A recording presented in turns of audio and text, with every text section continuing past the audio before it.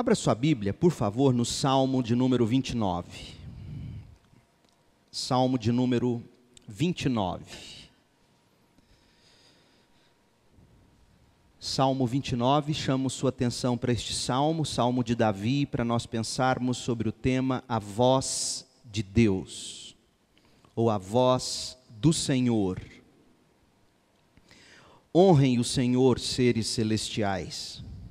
Honrem o Senhor por sua glória e força. Honrem o Senhor pela glória de seu nome. Adorem o Senhor no esplendor de sua santidade. A voz do Senhor ecoa sobre o mar. O Deus da glória troveja sobre o imenso mar. O Senhor fala. A voz do Senhor é poderosa, a voz do Senhor é majestosa, a voz do Senhor quebra os grandes cedros, o Senhor despedaça os cedros do Líbano. Faz os montes do Líbano saltarem como bezerros, faz o monte Hermon pular como novilhos selvagens. A voz do Senhor risca o céu com relâmpagos. A voz do Senhor sacode o deserto. O Senhor faz tremer o deserto de Cádiz. A voz do Senhor torce os fortes carvalhos e arranca as folhas dos bosques. Em seu templo todos proclamam glória. O Senhor comanda as águas da inundação, o Senhor governa como rei para sempre, o Senhor dá força ao seu povo, o Senhor os abençoa com paz. Esta é a palavra do Senhor. Amém.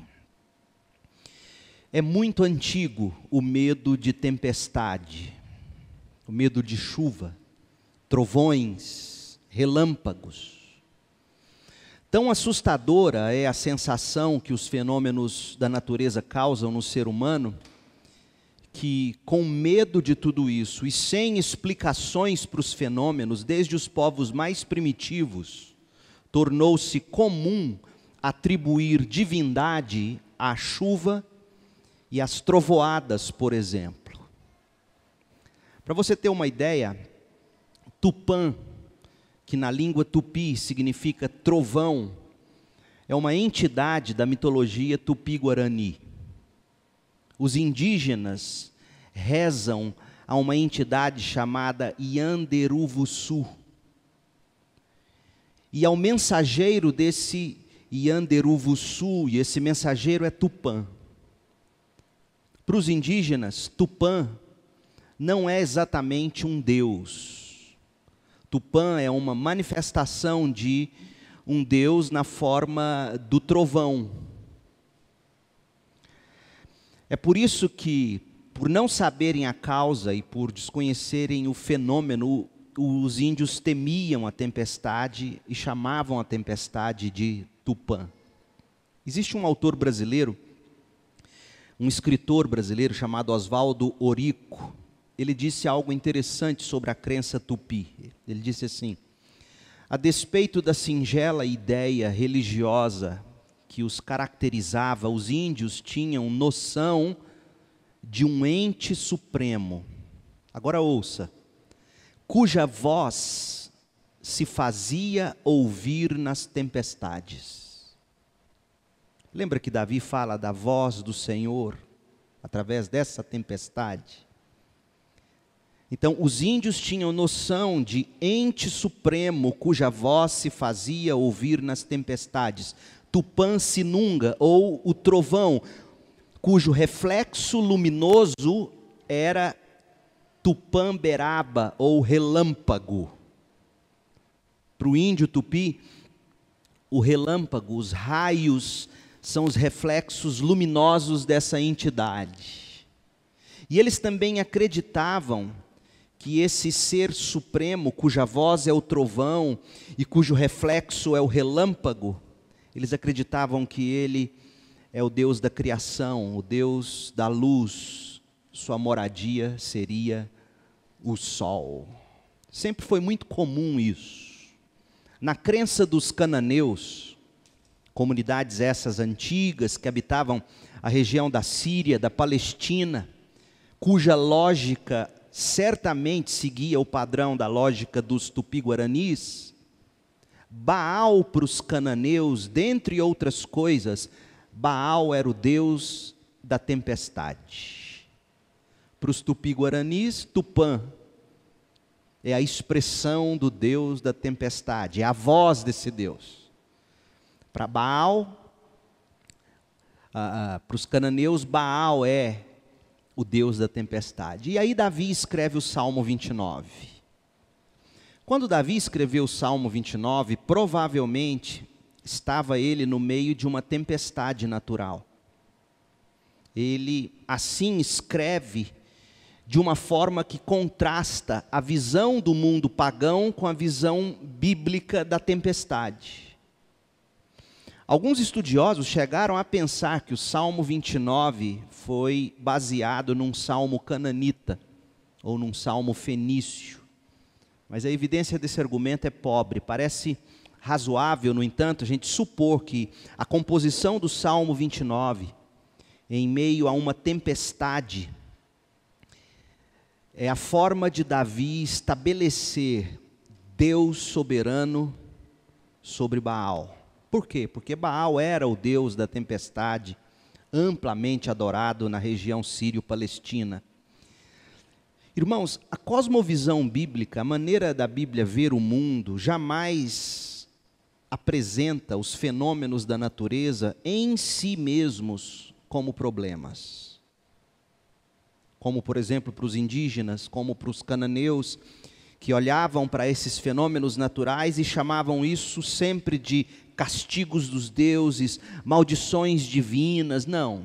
Quando você olha para a Bíblia, esses fenômenos são a criação de Deus, servem aos propósitos de Deus, demonstram o poder de Deus, demonstram a sabedoria, a glória, a fidelidade, demonstram até mesmo o amor de Deus. Essa é a visão da Bíblia para a tempestade. O Salmo 29, portanto, gente, ele é um hino de louvor a Deus pelo poder incrível do Senhor, onde, agora veja bem, todos os outros salmos de Davi nasceram de contextos de tempestades interpessoais, digamos, de lutas que ele estava enfrentando com seus inimigos, com seus opositores, com seu filho, com Saul e etc. O Salmo 29 é interessante porque quando Davi compõe esse hino, é bem provável que ele estivesse no meio de uma tempestade natural.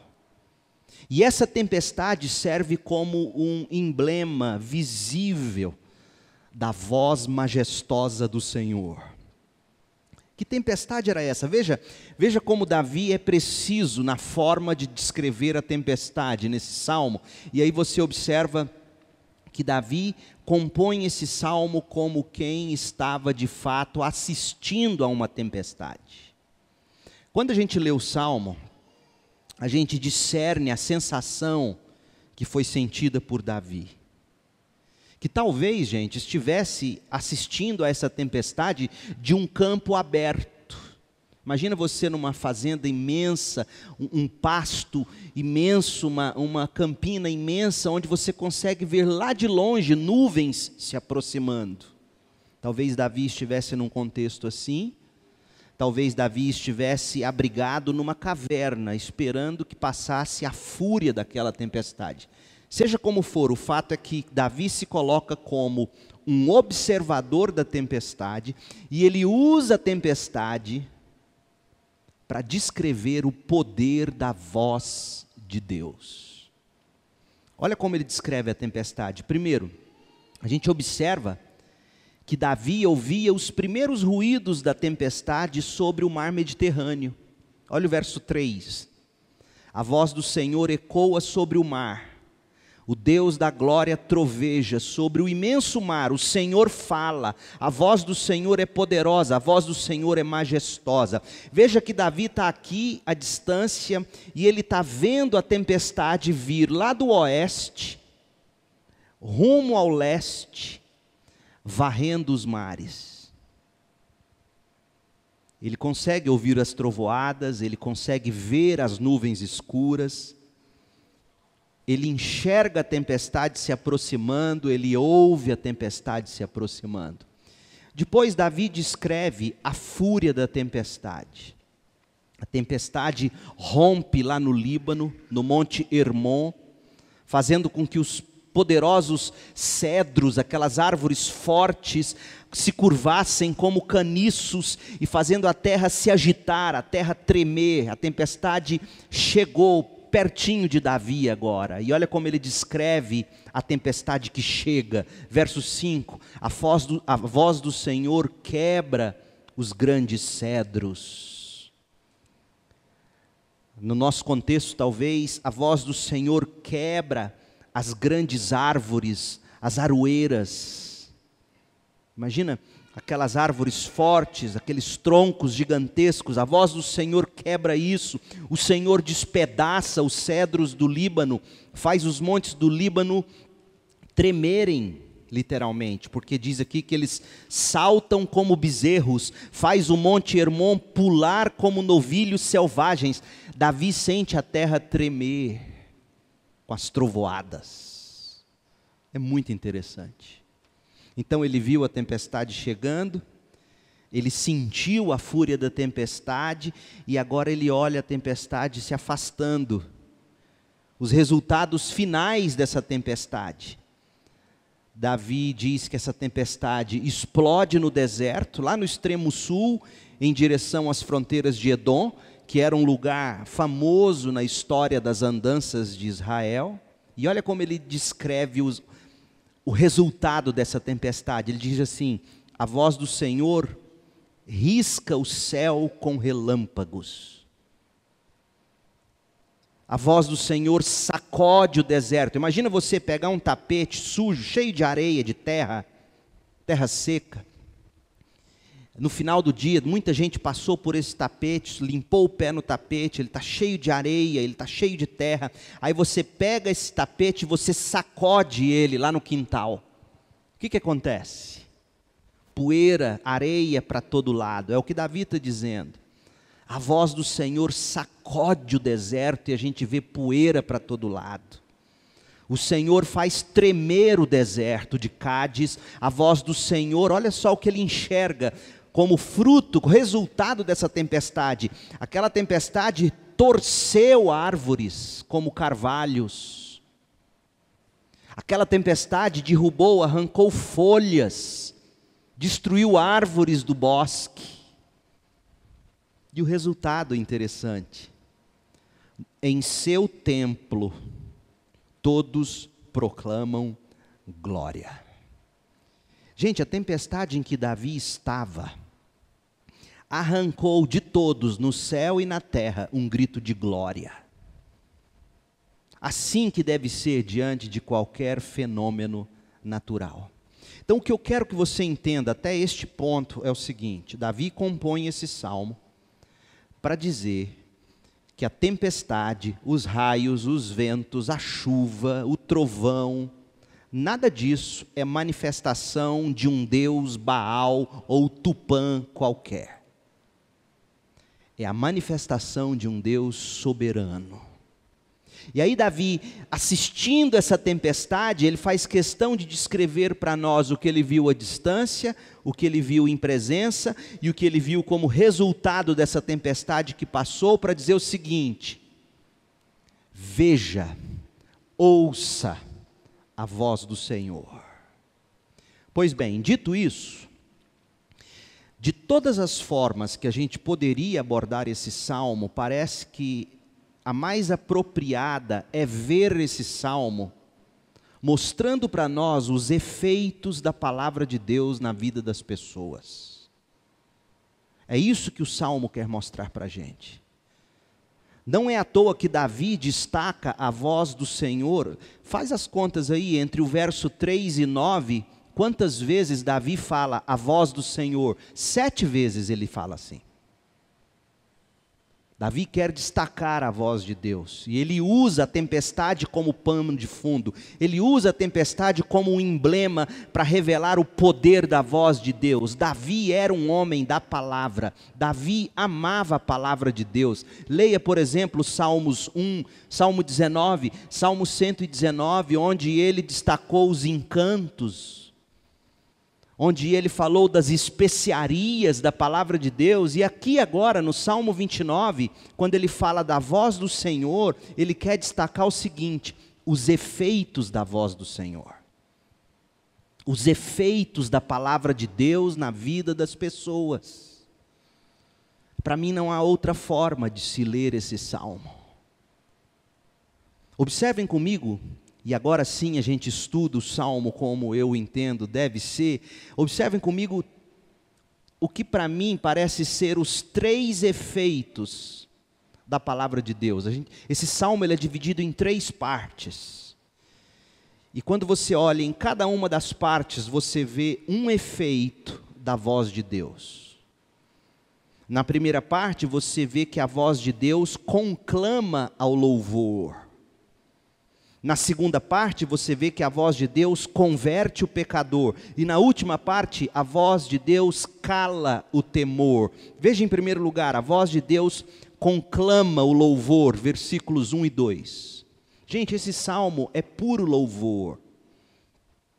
Na verdade, o título que nós poderíamos dar a esse salmo, e nós não estaríamos ferindo esse salmo, seria Hino ao Senhor da Tempestade. É um hino de louvor ao Deus que criou a tempestade. O que se destaca nesse salmo é a majestade de Deus na tempestade.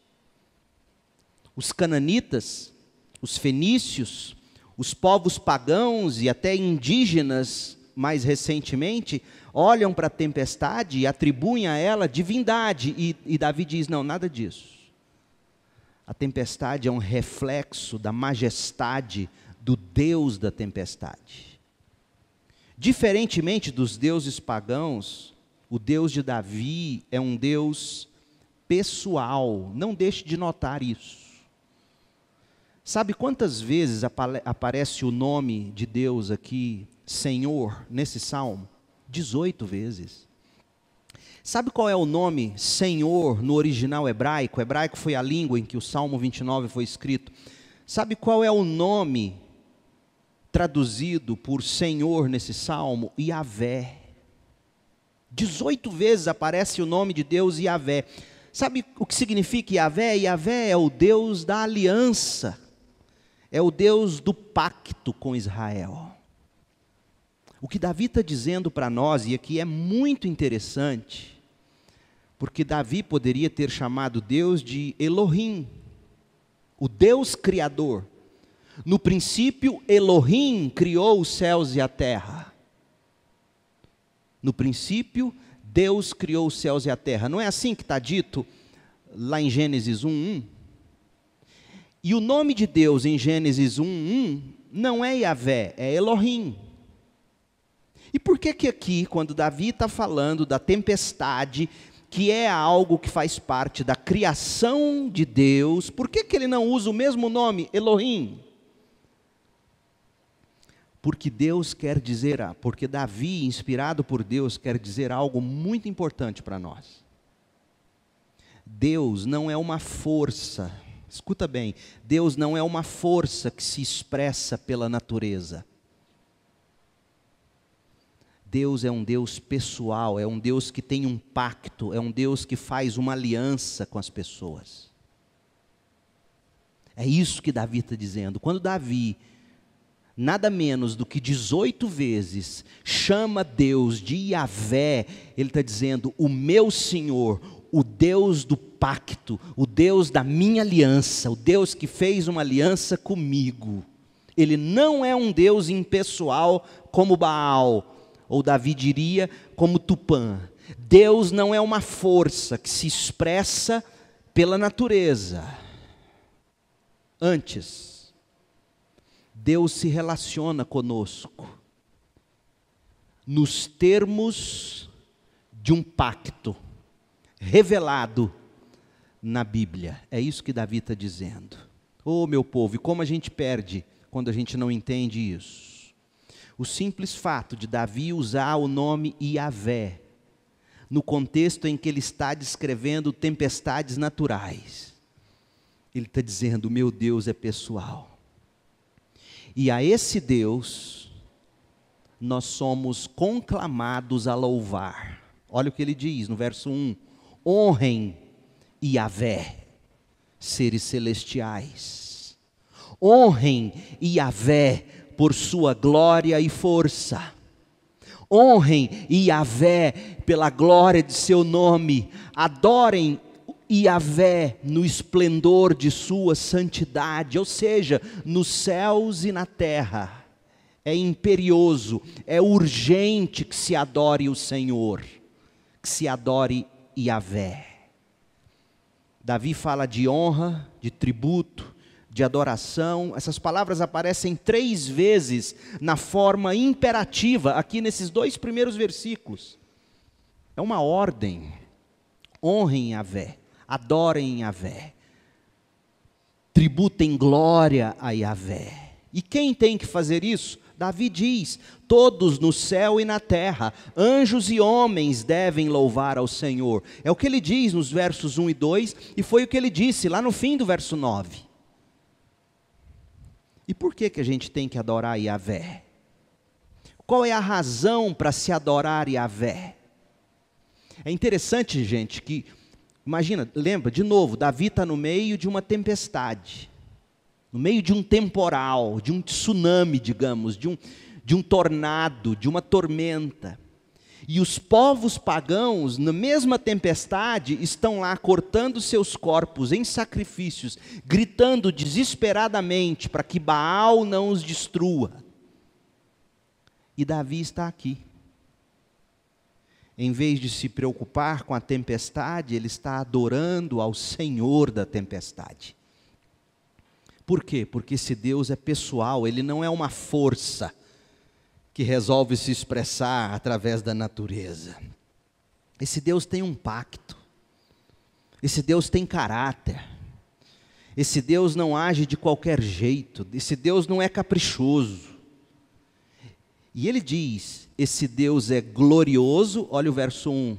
Honrem Yahvé por sua glória. Esse Deus é forte, honre Yahvé por sua força. E esse Deus é esplendoroso em santidade, honrem Yahvé pelo esplendor da sua santidade. Gente, diante desse Deus, não resta outra alternativa para a gente, apenas adorá-lo, curvarmos-nos diante dele. Porque, aliás, é isso que significa a palavra adorar no hebraico. É se curvar diante dele, é prostrar-se com reverência e com regozijo diante do Senhor Deus. A voz do Senhor, meu povo, conclama-nos ao louvor. A palavra de Deus revela quem Deus é, revela o que Deus faz. E toda essa beleza que nós enxergamos narrada nas Escrituras tem que nos levar à adoração. É isso que Davi está dizendo. Segunda coisa, a voz do Senhor converte o pecador. Versos 3 a 9.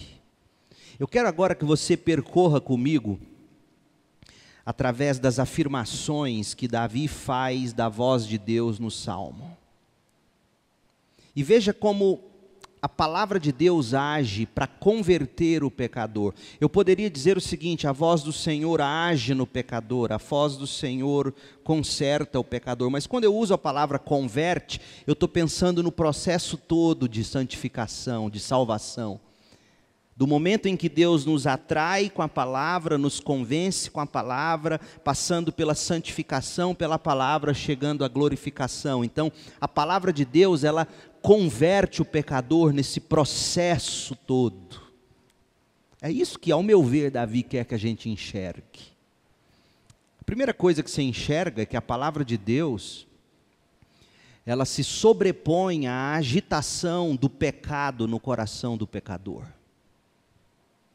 O coração das pessoas, o coração do pecador, gente, vive em ebulição, vive fervendo, vive inquieto, vive ansioso.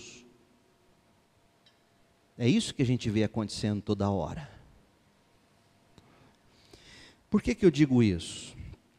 Olha como Isaías descreve o coração do perverso sem Deus. Eu vou ler para você, ouça, Isaías 57, 20. Se você quiser, anote Isaías 57, 20, bem do lado do Salmo 29, verso 3. Porque olha o que diz Isaías 57, 20. Os perversos, porém, são como o mar agitado, que nunca se aquieta,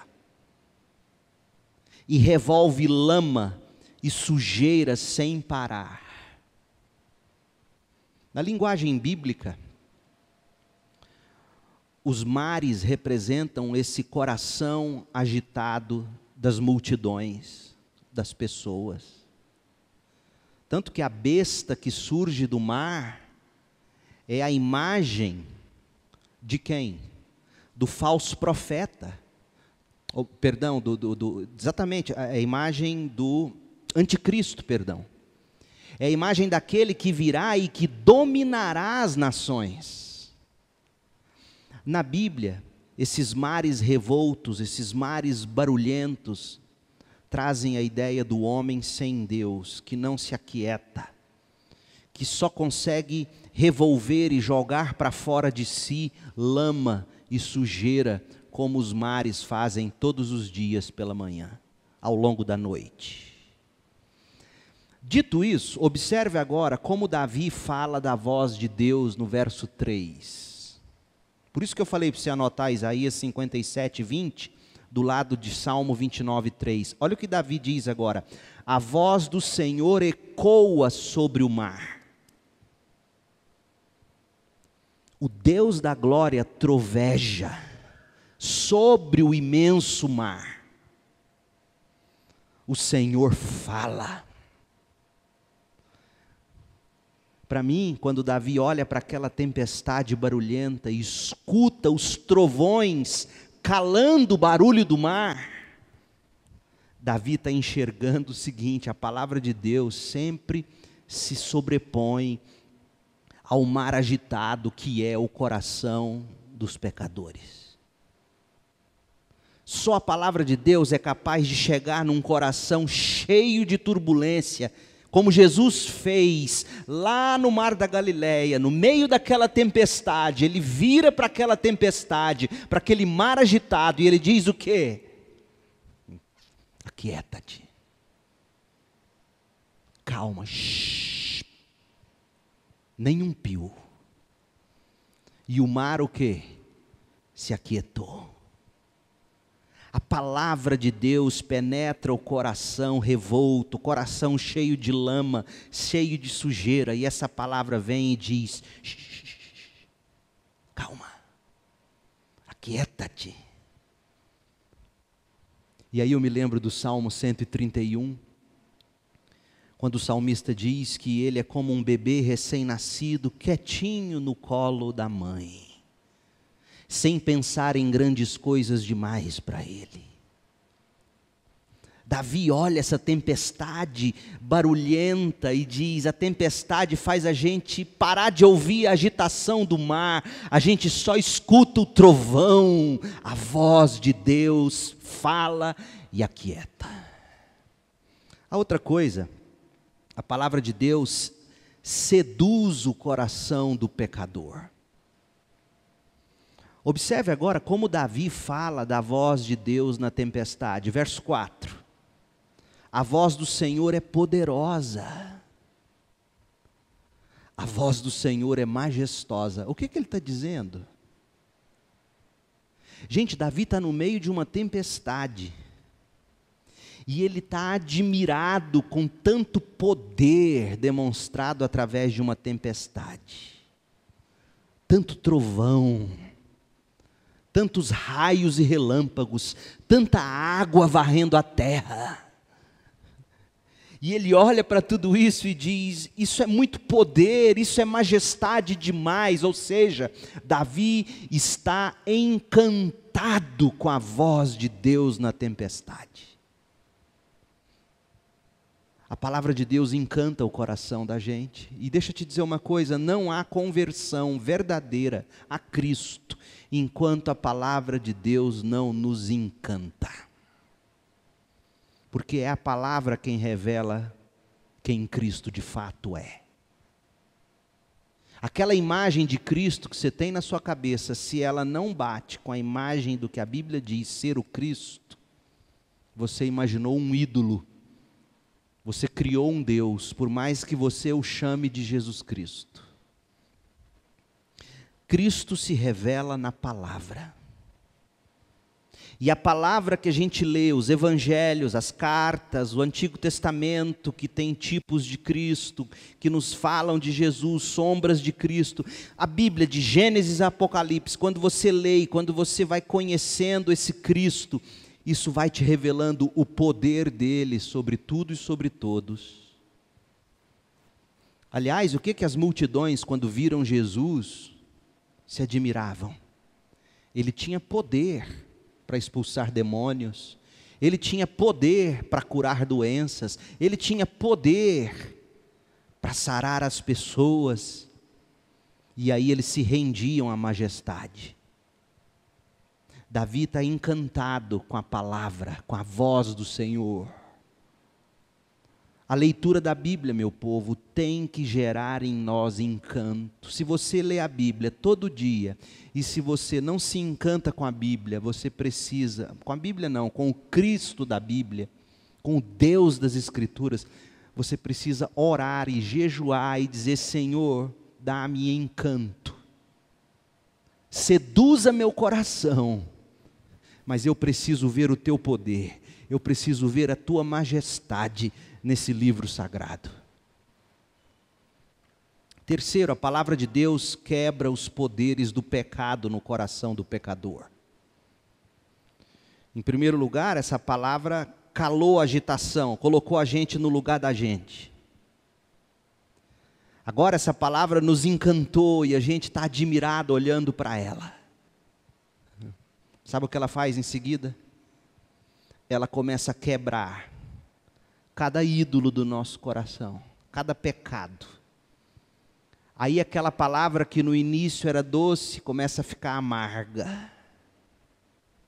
Olha o que diz o verso 5, quando Davi começa a falar da ação da tempestade. Olha o verso 5, a voz do Senhor quebra os grandes cedros. A voz do Senhor quebra as correntes do pecado, meu povo. E os pecados no nosso coração, eles se agarram a grandes cedros, aqueles pecados ocultos, aqueles pecados de estimação, aquelas inclinações da alma, aqueles desejos pervertidos, aquelas compulsões mais assustadoras. A voz do Senhor quebra tudo isso, como ela quebra grandes cedros. O Senhor despedaça os cedros do Líbano. Ele não se contenta em quebrar ao meio, ele precisa espatifar em pedaços. A palavra de Deus faz isso com o pecado. O verso 6 diz que os montes do Líbano saltam como bezerros. A palavra de Deus chacoalha. Faz o monte Hermon pular como novilhos selvagens. Em outras palavras, meu povo, Deus está dizendo, através da pena de Davi, que a palavra de Deus ela é poderosa para quebrar os pecados do seu e do meu coração. Todos vocês já devem ter ouvido falar de Rick Warren, que escreveu aquele livro Uma Vida com Propósito. Ele é casado há mais de 30 anos, quase 40, com a sua esposa chamada Kay Warren. Eles perderam no ano de 2010 um filho que se suicidou com um tiro de espingarda na cabeça. E a Kay, ela escreveu um livro recentemente contando a luta dela, pasmem, com a pornografia. A mulher dele. Quando ela tinha 3 anos de idade, ela foi molestada por parente. Nunca se esqueceu daquilo. Tornou-se adolescente e começou a cuidar dos filhos, dos amigos da família, na rua onde ela morava. Ela era filha de pastor batista, o pai dela, pastor batista. Muitos amigos, todo mundo confiava nela e nos Estados Unidos é muito comum você babar por um dia, então você chama alguém para cuidar da sua criança, enquanto você sai para namorar com a sua esposa, ou fazer compra, etc.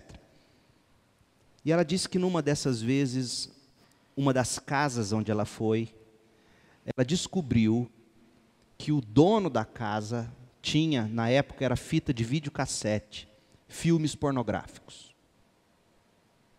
E ela assistiu.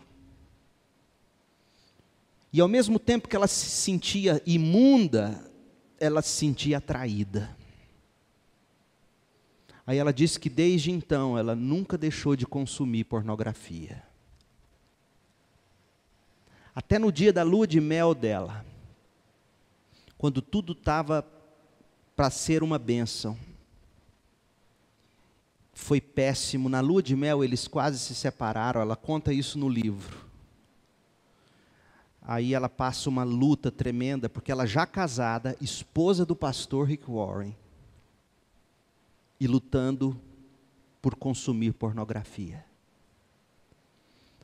Até que um dia a palavra de Deus, com poder no coração dela, convence ela daquilo. Começa a curar aquela ferida lá de quando ela tinha 3 anos de idade, aquela dor que aquele molestador causou nela. E aí ela conta que para calar essa dor, ela consumia pornografia, porque o vício é isso. Seja pornografia, seja o álcool, seja a droga. Há uma dor na sua alma que você tem que fazer isso calar com alguma coisa, e algumas pessoas se pervertem sexualmente, outras pessoas agem de maneira pecaminosa, bebem, comem demais, compram demais, consomem demais, enfim, aí ela descobre um dia, a palavra de Deus convence ela disso. Ela confessa para o seu marido, e desde então eles começam um processo de restauração. Quando eu leio esse texto, Salmo 29, verso 5, e eu ouço Davi escrever assim: a voz do Senhor quebra os grandes cedros, o Senhor despedaça os cedros do Líbano.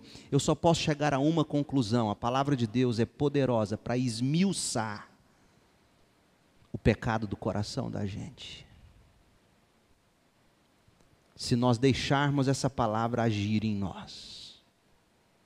Se nós nos submetermos a ela todas as vezes que a gente se propõe a ler, todas as vezes que o pastor se propõe a pregar,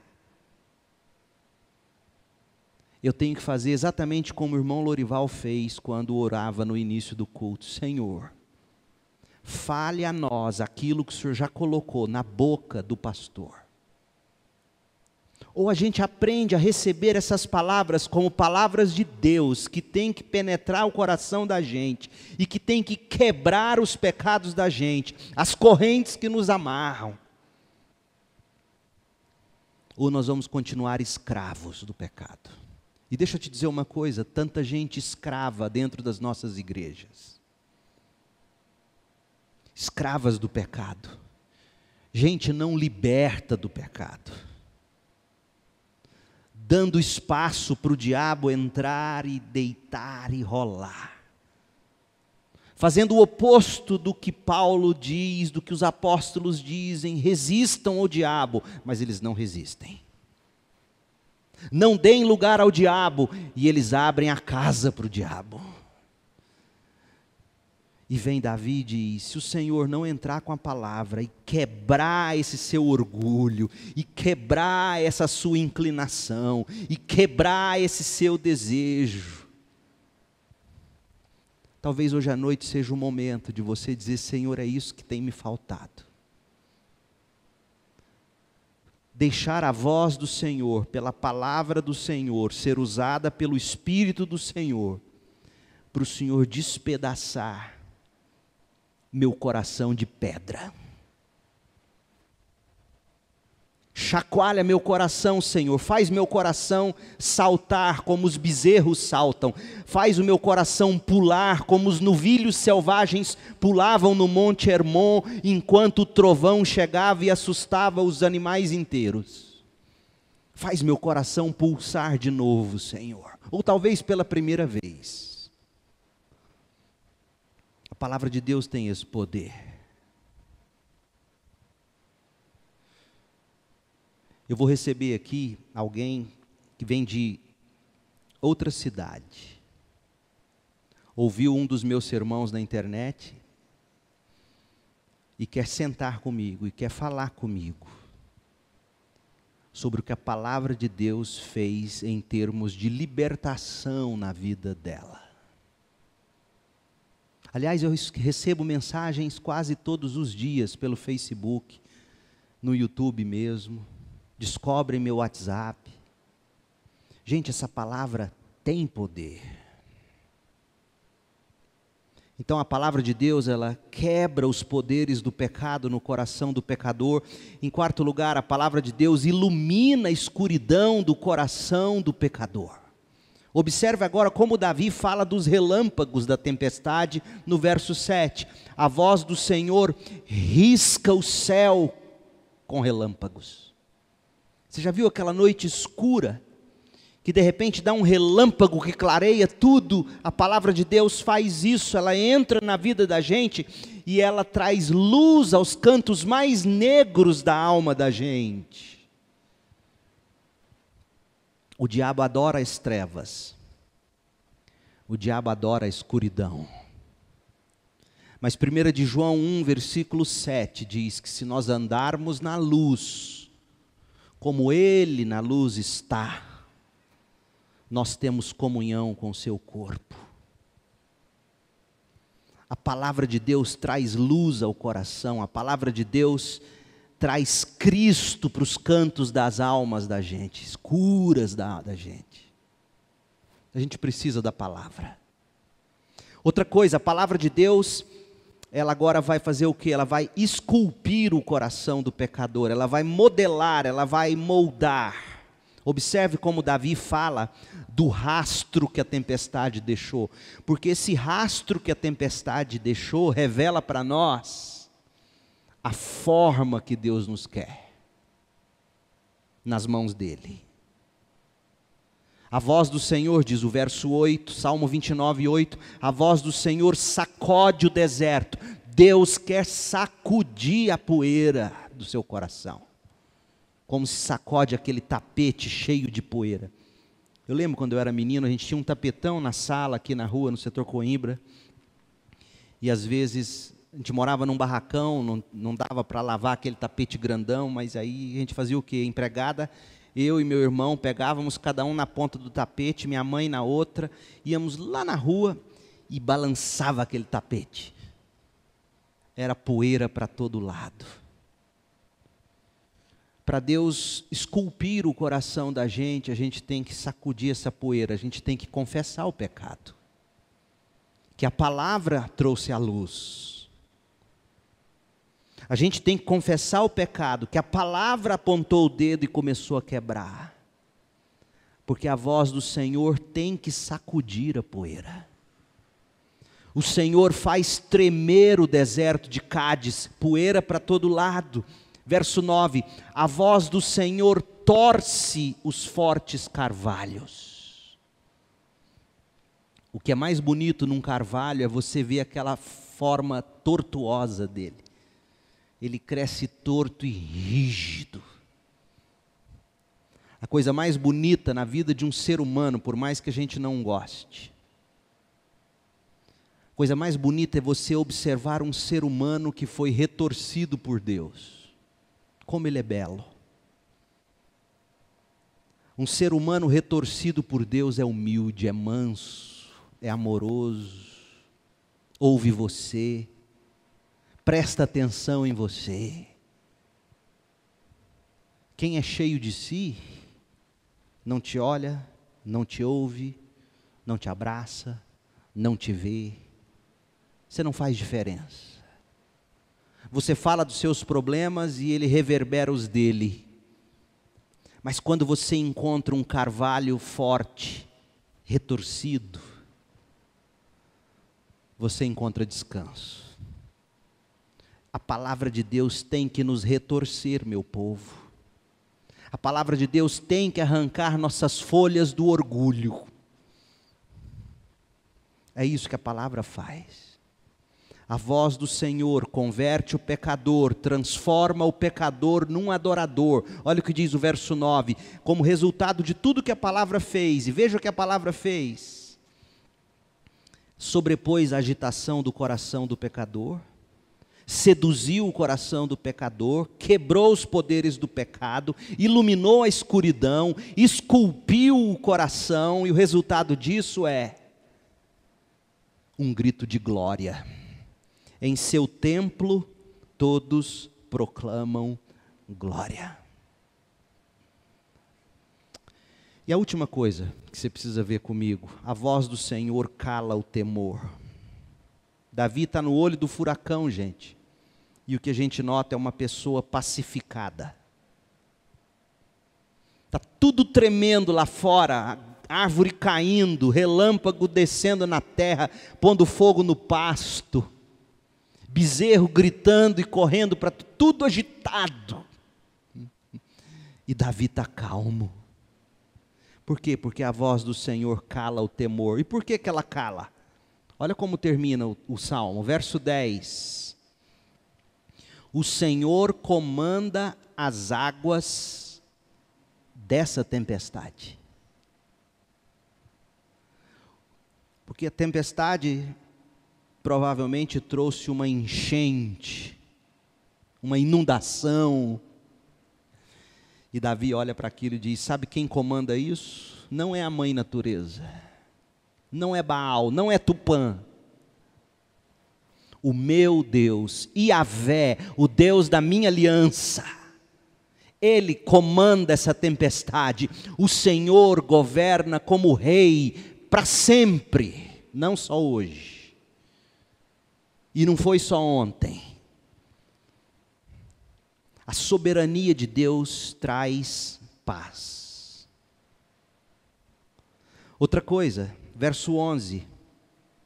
O Senhor dá força ao seu povo. O Senhor os abençoa com paz. Veja que Davi destaca 3 atributos de Deus: soberania, salvação e sustento. O Senhor dá força ao seu povo. Força para o seu povo suportar a turbulência. O Senhor dá bênção, bênção que traz paz. Muito mais eu poderia dizer, irmãos, perdão pelo horário. Mas deixe-me terminar fazendo a seguinte afirmação.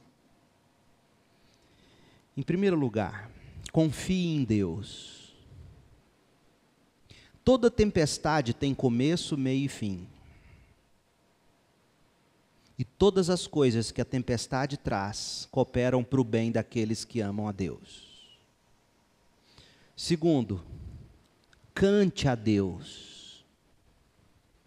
Nós vimos aqui Davi nos ensinando que tempestades elas servem para ensinar o povo de Deus a confiar na bondade de Deus, na soberania de Deus. Tempestades ensinam o povo de Deus sobre Deus. Cante a Deus. Terceiro, creia em Cristo. Quando eu li esse salmo, sabe do que eu me lembrei? Do nascimento de Jesus, conforme foi anunciado pelos anjos aos pastores. Sabe por quê? O Salmo 29 começa com glória a Deus nas alturas. É uma conclamação ao louvor nas alturas. Versos 1 e 2. E o Salmo 29 termina dizendo paz aos homens, no verso 11. Quando eu enxerguei isso, eu falei, meu Deus, esse salmo é cristológico, ele aponta para o nascimento de Jesus, para a vida de Cristo. A glória de Jesus hoje não se manifesta apenas em tempestades, a glória de Deus se manifesta perfeitamente em Cristo. Ele é o grande eu sou, Ele é Yahvé. Nome esse que aparece 18 vezes no Salmo 29. Cristo é a nossa paz, paz com Deus, paz de Deus, paz uns com os outros. E por fim, conheça essa voz. Leia a sua Bíblia, meu irmão. Memorize a sua Bíblia, medite na sua Bíblia, estude a Bíblia. Ouça de novo e de novo os sermões do pastor, aprenda, decore, memorize, ponha em prática. E que Deus te abençoe com graça, misericórdia e paz, e que a voz do Senhor seja o seu sustento, que a voz do Senhor seja o seu socorro, que a voz do Senhor seja a sua salvação. Deus te abençoe com paz. Feche os olhos, ore comigo, por favor. Pai, em nome de Jesus eu te peço, que a voz do Senhor venha nos acalmar, que a voz do Senhor venha nos transformar, que a voz do Senhor venha nos apontar Jesus, que é a nossa paz. Dá-nos essa fome pela sua voz, meu Deus, queremos ouvir sua voz. A voz do Senhor é poderosa, ela é majestosa, ela é gloriosa. Cristo é a sua voz, o verbo que se fez carne e habitou entre nós, e nós agora podemos ver a sua glória, cheia de graça e de verdade. Ó Deus, misericórdia de nós e complete essa palavra, conforme cada um de nós precisa. Em nome de Jesus nós oramos. Amém.